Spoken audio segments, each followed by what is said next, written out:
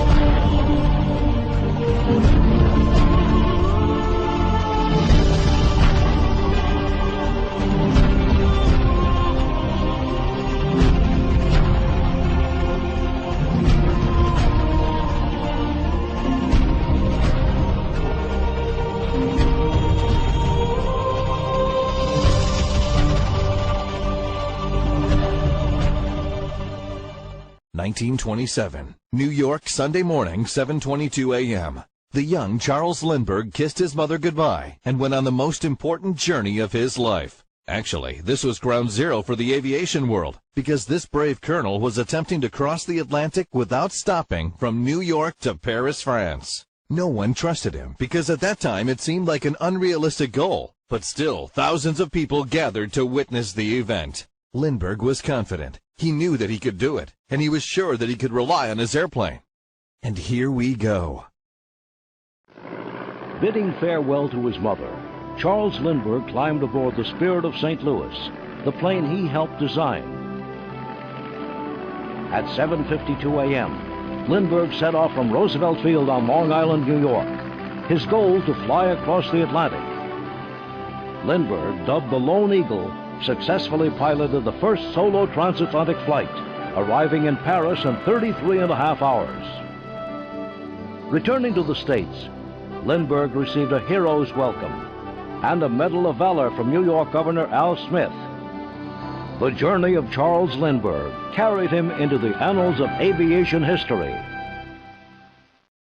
33.5 hours later, Lindbergh was arriving in Paris after a 4,000-mile flight. He became the first man to successfully cross the Atlantic in a commercial flight without stopping for refueling. A few days later, upon making his arrival to the USA, the first person to hug him was not his mother, nor his wife, and not even the President of the United States, Calvin Coolidge, who had waited for him personally. Lindbergh ran into a man who silently watched over the entire operation and secretly made that success possible. With tears in his eyes, he jumped into his arms and said, "Thank you, Lester. I couldn't have done it without you." Lester Hendershot was a backyard inventor that Lindbergh trusted and respected more than anybody else. And as you'll discover, he was the brain behind the scenes.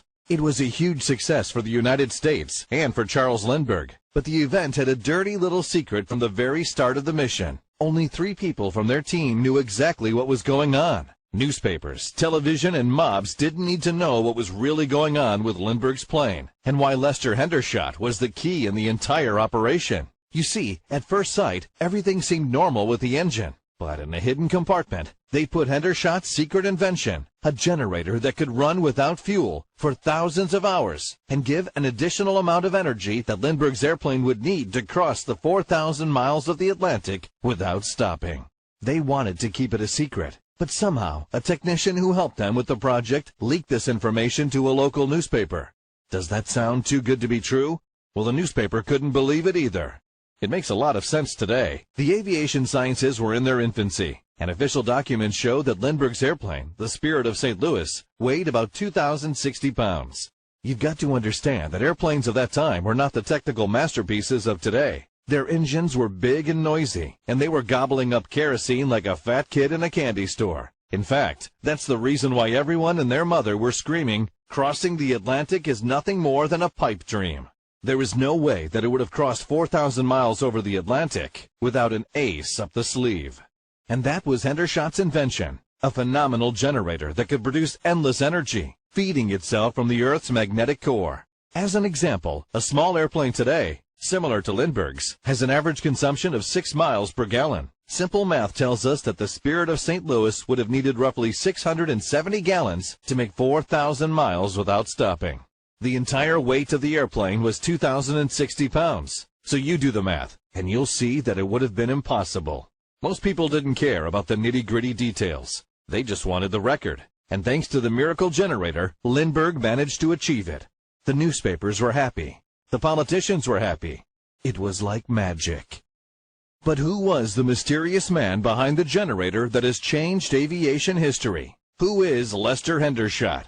Lester Hendershot was born in 1898. He was down to earth ever since he was a kid. But at the same time, he proved to be a genius, a practical genius. As a kid, he was passionate about building all kinds of awesome toys, while his friends were simply amused with playing hide and seek.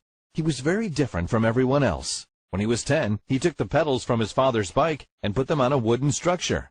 The ugly car he created could go for 300 yards on just one single revolution of the pedals. His father was amazed, and he became the most famous kid in the neighborhood. It was obvious that he would become a big-time inventor, but no one could anticipate that he was going to invent the free energy generator that could give people energy independence. He studied mechanics at Cornell University, but he didn't want to continue with his studies. He felt that he belonged amongst wires, wheels, and junkyards, always trying to invent very simple and practical things that could help other people and give them better lives. It was during this period of tinkering that he got the nickname the Junkyard Inventor. Years passed, and he remained the same, working all day long, living in his own mind, and dreaming of changing the world. Most of the people called Lester a workaholic, but there were some other kinds of people who became interested in his little practical inventions. It just so happened that Charles Lindbergh, the aviation hero, who lived in the same neighborhood with Hendershot, had heard about the junkyard workaholic inventor. One day, Charles Lindbergh, the yet unknown aviator, paid him a visit and asked Lester to develop a magnetic compass for his airplane. He agreed. But after the first test flight while he was studying the compass, he stumbled onto something that looked like it could generate free electricity. Suddenly, Hendershot decided to stop the compass project and put all his efforts into the free electricity device. Lindbergh was not very happy with the idea, but there was not much he could do. The genius spark came to Hendershot when he realized that the ordinary magnetic compass does not point to the true north. It points to the magnetic north, and varies from true north to a different extent at almost every point on the Earth's surface. He discovered that by cutting the same line of magnetic force, north and south, he had an indicator of true north, and that by cutting his magnetic field east and west, he could develop a rotary motion, a motion that he could use to generate endless amounts of electricity. He found that with a pre-magnetized core, he could set up a magnetized field that would indicate true north, but he didn't know just how to utilize that yet in the generator that he was planning to build. Hendershot became so obsessed with his idea that all day long he would breathe, sleep, and dream about solutions on how to build a generator that could use this free energy. The encounter that changed everything. After 2 more weeks, he was ready to give up on his idea. He decided to attend the Inventica show just to clear his mind after struggling so much. And all of a sudden, he had the pleasure of seeing the great Nikola Tesla right before his very eyes. Now old, the legend Tesla was barely able to move. The sparks in his eyes were not the same. He was just a shadow of the famous Tesla. All the battles he had with J.P. Morgan, the biggest investors of the time, left a mark on him and brought him to bankruptcy. That could be seen easily on his face. Suddenly, Hendershot's heart started to pump. Tesla was his secret mentor ever since he was a kid. He had studied all his books and all his inventions, and now finally he had the chance to meet him. Once the show finished, Hendershot dared to approach the old man. He explained to him how much inspiration he got from his inventions and his books, and also asked him for advice regarding the generator that could get electricity without any fuel. The old man Tesla stood without moving for a few seconds, and then replied, "I realize that the Earth is a huge electrical generator. If humanity could develop a copper cable long enough to circumnavigate the Earth from South Pole to North Pole and back, we could use the power generated naturally by the Earth's magnetic discipline. and have adequate electrical power to light 1 billion New York-sized cities. And the old man left, buried in his thoughts as if nothing happened. For Hendershot, the moment meant a lot more. It was the moment that had shaken his world. It was the moment that solved his problem. Imagine the Mother Earth as a huge magnet that is generating every second around 200 billion volts. Same as the usual magnet you are familiar with. The energy cannot be seen or felt by us, unless we have the right tools. If you take a normal magnet and you put it near a wooden piece, nothing will happen. Same with the Earth's magnetic field in a way. Nothing happens. Although billions of volts are generated in every second, without the right devices, this energy is useless and it goes to waste. Although it's invisible and endless, the magnetic field of the Earth can be seen at the North Pole as the aurora borealis. The magnetic field energy is in the same category with the wind energy that makes ships navigate months without an engine, and the sun energy that can provide heat for people during the winter. That was the discovery that would revolutionize the world, and based on this principle, he created the generator that was placed inside Lindbergh's motor to help him reach the previously unattainable.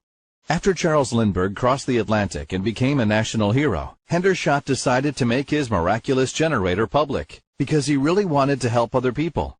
Obviously, he didn't recognize that his engine was guilty of Lindbergh's success. Why not? It's been said that Lindbergh had a non-disclosure agreement with his sponsors, some big-shot oil and coal company men. Even then, these fat cats were thinking about suppression, and they didn't want to say a word about free energy alternatives, because they wanted to encourage the oil and coal consumption, not a device that generates free energy. Their motto was, if we cannot put a meter on it, we won't back it. Months later, after things settled and people stopped talking about Lindbergh's success, Hendershot was finally able to show his generator to the public. The big companies were not happy, but they couldn't stop the newspapers hungry for the sensational.